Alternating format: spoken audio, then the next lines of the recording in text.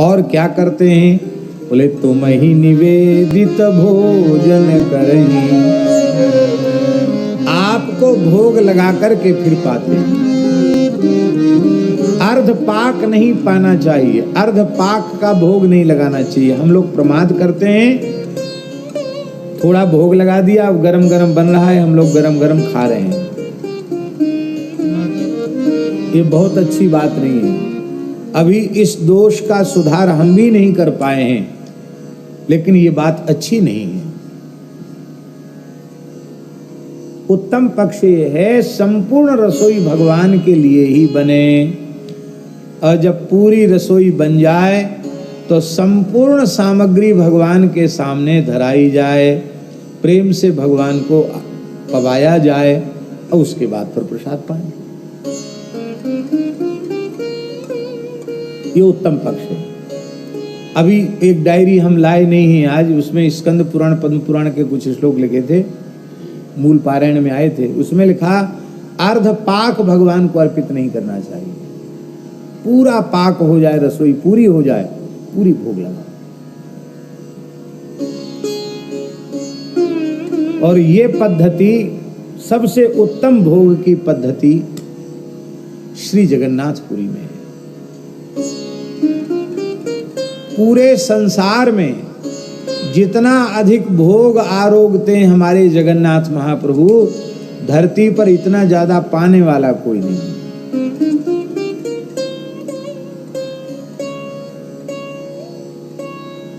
एक 1.5 लाख 2 लाख आदमी भरपेट पा जाएं फिर भी बच जाए, इतना भोग रोज लगता है।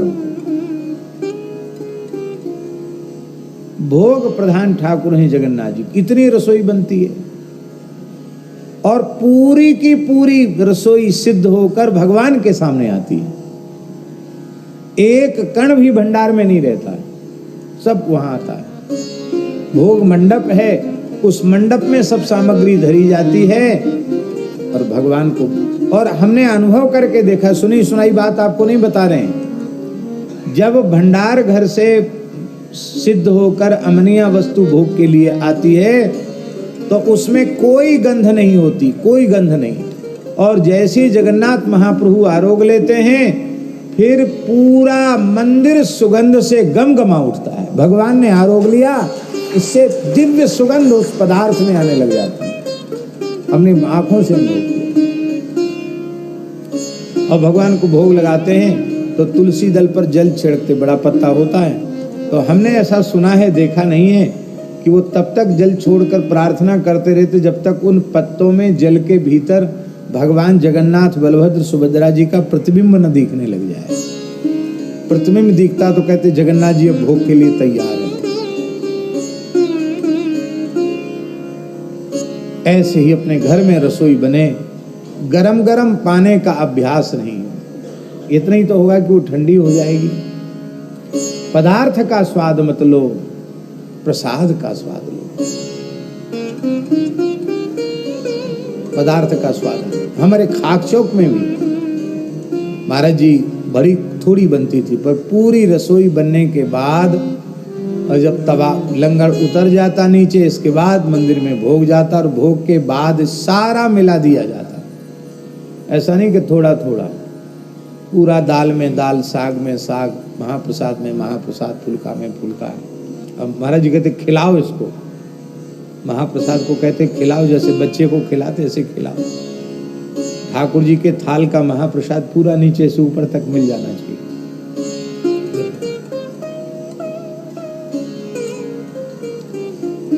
भगवान को भोग चाहे जैसा लग गया, हम खाने लग गए तो हमको नमक की याद आ गई, हमको मिर्चा की याद आ गई, हमको चटनी की याद आ गई, हमको अचार की याद आ गई। यह हमारी वैष्णवता पर प्रश्न चिन्ह लगाता है। यह दुर्भाव, ये अपराध है।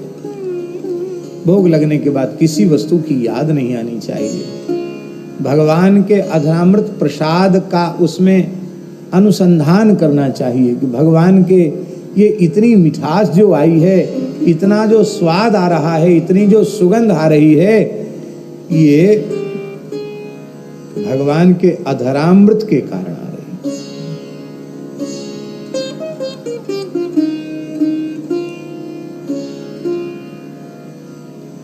इस प्रकार से भगवान को भोग लगाना चाहिए। तुम ही निवेदित भोजन करें। वैष्णव को, भगवत शरणागत भक्त को अनिवेदित पदार्थ नहीं खाना चाहिए। अनिवेदित नहीं खाए। बहुत से लोग कहते हैं हमारे तो गले में तुलसी बंधी है, हम जो कुछ खाते हैं गले से ही तो होके जाता है, तो अपने आप भोग लग जाता है, तुलसी छू जाती है। ऐसे ब्रह्म ज्ञान से काम नहीं चलता है, ये तो छल है। आप घर में ठाकुर जी को रखते हैं, भगवान विराजमान हैं, फिर आप कहते हैं हम तो कंठी छुआ लेते। कंठी क्यों छुआ लेते हो? ठाकुर जी को भोग लगाओ फिर पाओ। हाँ, कहीं कोई आपातकाल में कोई परिस्थिति आ जाए उसकी बात अलग है। ठाकुर जी बैठे हैं सामने, ठाकुर जी मुंह ताक रहे हैं, अपने कहते कंठी छुआ लिया हमने। भले आदमी कंठी क्यों छुआ लिया? ठाकुर जी को जाओ कहीं दूसरी जगह दे दो। वो तमाशा दिखाने के लिए ठाकुर जी रखते हो।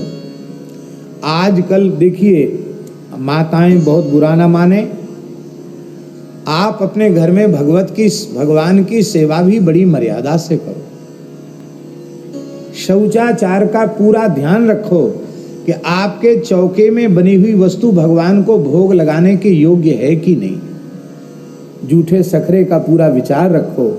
अशुद्ध अवस्था में माताएं रसोई घर में प्रवेश न करें, पवित्र होकर के ही पाक सिद्ध करें।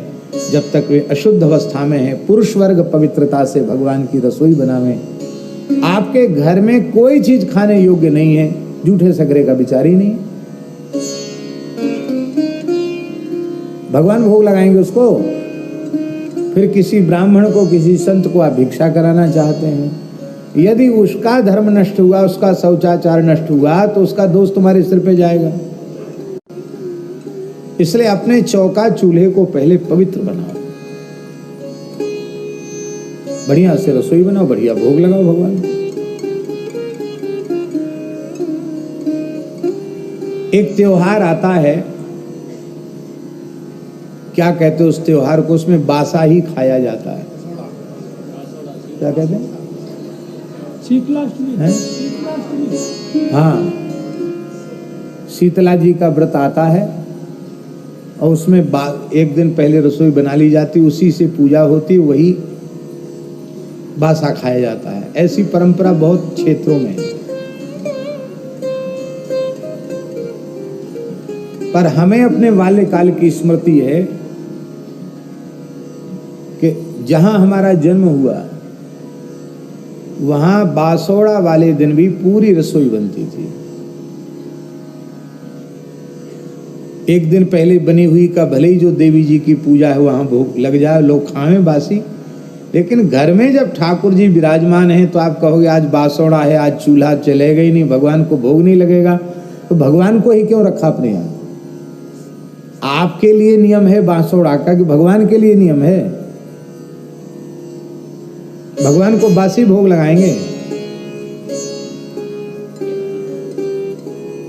महाराज जी से पूछा माता जी ने, क्या करें महाराज, ऐसा लोग बुरा मानते हैं, नाम धरते हैं। महाराज ने कहा दुनिया को कहने दो, घर में ठाकुर जी हैं, प्रेम से जैसे रोज भोग लगाते रोज रोज भोग लगाओ।